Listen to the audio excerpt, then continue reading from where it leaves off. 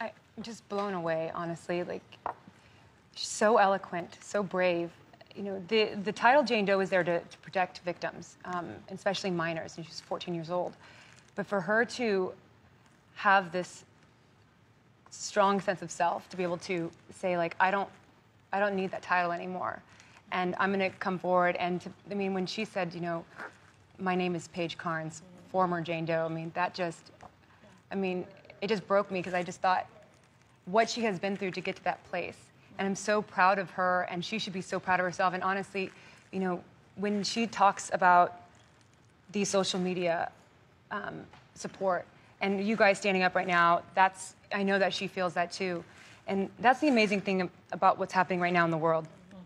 It is not the people at the top that we have to depend on to make the changes, because they're the people who created the disparity. That's right. It's literally... That's right.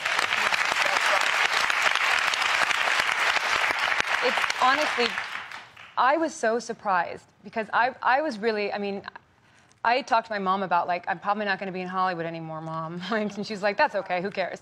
And but, like, because, you know, like, especially when you speak out, especially as a woman, especially as a minority woman, it's not going to be pretty. And that's okay. It's like, but, you know, there's right and there's, you know, there's wrong. And so I had to speak out, and I was really surprised, just because it doesn't happen this way, that social media, news, blogs, everyone, you know, voice their support and their outrage. And it's just, it made me realize that, you know, we should have a lot of faith in humanity. Yeah, I'm curious.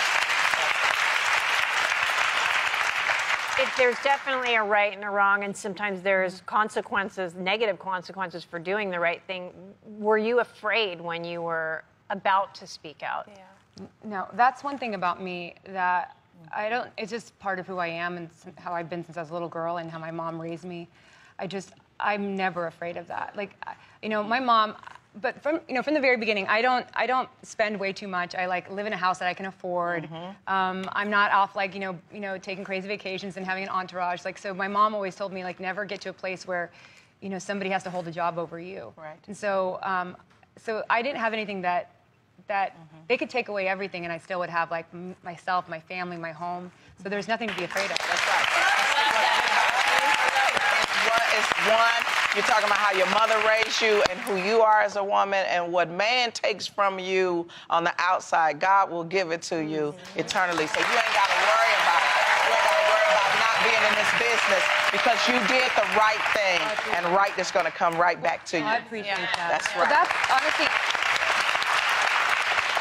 for Paige to speak out today, like, for her to have that courage to put her name out there, and to give such an eloquent statement, and with so much strength and power, just like, that will just, it won't just cause ripples, it'll be waves that will last for so long with other victims and survivors who want to speak out and give them that. I mean, I've already had so many of my own friends who I didn't know experienced this kind of thing reach out to me this morning saying, it feels like Paige is, you know, speaking for me, that she wrote it for me, and that's so inspiring. You know what? It's a new day, and thank you so much. Thank you, Olivia. You're beautiful, talented. Thank you so much for being here.